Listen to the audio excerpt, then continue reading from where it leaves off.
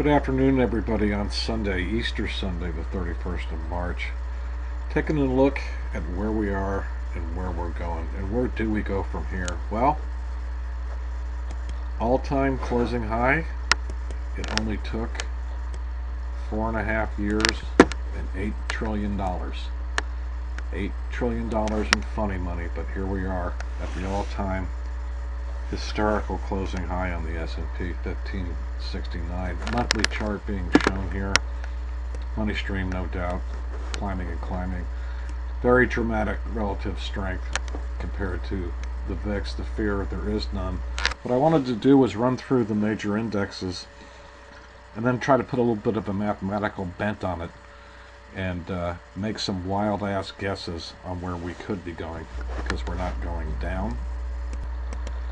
This simple Excel sheet is a tool that we use in our hedge fund for examining price movements in stocks and indices, options, and what have you. And you always hear me talking about scales of force. Well, this is our scales of force calculator. It's just really simple math. To put the S&P in perspective, the high print, not the closing high, but the high print back on October 11th, 2007 on the S&P, 1576.09. The depth of the financial panic low, March 6, 2009, 666. Shiver me timbers. That gives us a leg of 909 and 30 points, and that creates what I call the scale of force. Where are we going? We've been entirely through the scale shown here, which takes us back up into our second scale. And when we crossed the all-time closing high yesterday, it creates the next force level up, and simply it's right there. For you permabulls, that's your next upside target. 1651.87 on the S&P 500. It will be quite a while, but if it were to crack that, and it won't happen this year, 1803.42 would be a longer term up target for the S&P 500. The Dow, of course, the most obsolete index of any index we have. It means nothing these days, but nonetheless, it's the one everybody watches. Beat the S&P to the punch some time ago. The most striking thing, of course, is its relative strength to the VIX. There is no fear out there anywhere. Money stream floating higher, although not anything excitingly higher. Getting back to the math on the Dow, using the same dates for the scale of force, the October 07 high to the March 09 low.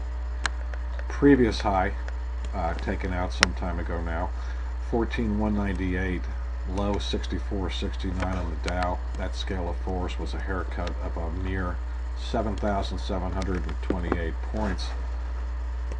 We were getting fairly close to the next force level up from where we closed on Friday in the 14.5s. 14,842 is looming right overhead. That'll be next scale of force resistance. If that clears, if the buck never stops, if nobody ever has to pay the piper, if it clears that 14.8 a little bit further out, the next force level following 14.8 takes us up to 16,130. Wouldn't that make Kramer famous? The NASDAQ, of course, is a horse of a different hue. We have an entirely different frame of reference, with the all-time high being back in March of 2000 and the all-time low coming in October of 2002. Even though we had that near double dip during the panic of 08 and 09, that will be our scale of force for tech. Interesting note here on relative strength compared to fear or the VIX. Relative strength on the NASDAQ now is higher than it was when the NASDAQ was trading at 5,000. Just a curious little footnote there. Money stream floating with the high tide.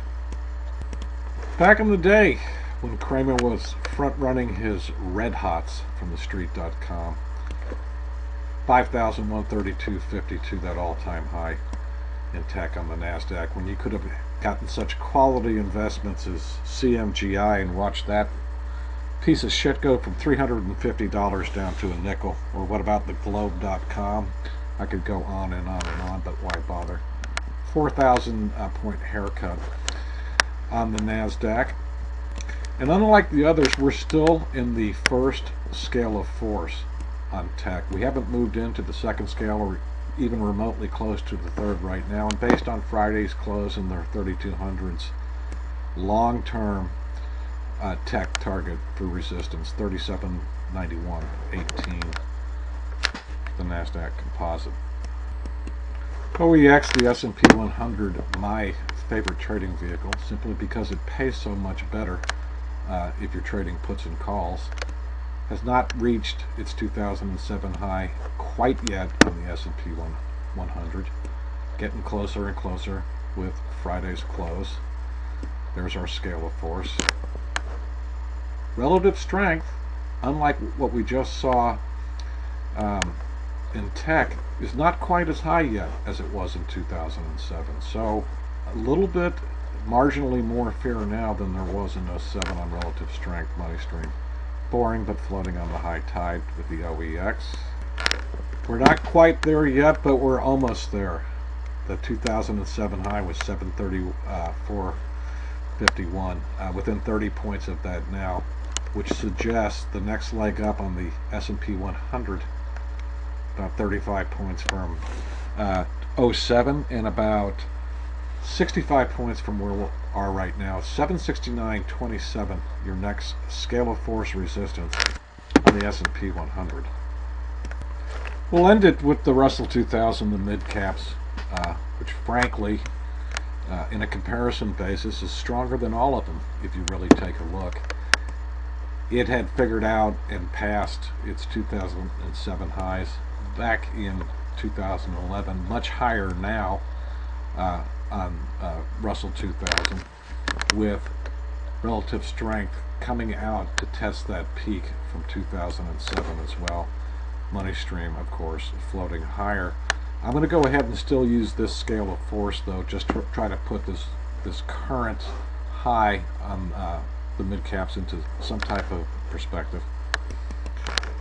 These were the 2007 values on Russell 2000 up in here. 852.06, the panic low 342.59, the scale of force 509. We're clearly 100 points above that now here in 2013. Where can we go? We've blown out all three scales right now on the Russell 2000. The closest force level up resistance target from where we are at 951 comes in at 979.43 on mid cap. A mere 26, 27 points from where we're trading right now. If that were to clear out and if mid cap would still be this place where all the smart money's going, you might see 1027.19 on the Russell 2000. And there we have it. And there we are. We're going to keep going higher and higher and higher, and we'll never ever be a natural market correction ever again, because we've got $85 billion in quantitative easing going on for eternity, and the market has to go up. It's the new mandate. What are the banks going to do with all that money if they're not lending it? Well, they got to buy USD, Euro, FX pairs, or just put it straight into S&P E-minis. Why not? Much better profit there than loaning money to people. Now, I just showed you all a lot of up targets that are quite possible and feasible mathematically. Do I believe any of these things are going to happen? No, I do not. I believe this is a house of cards that's going to implode. Having said that, the more bearish and bearish I get on a macro level, the higher and higher and higher the broad indexes keep going. So, to be truthful, I have been wrong the entire quarter of 2013. We'll see how this plays out. Put that in your pipe and smoke it for now. I am King Campbell, and that's how I roll on where do we go from here.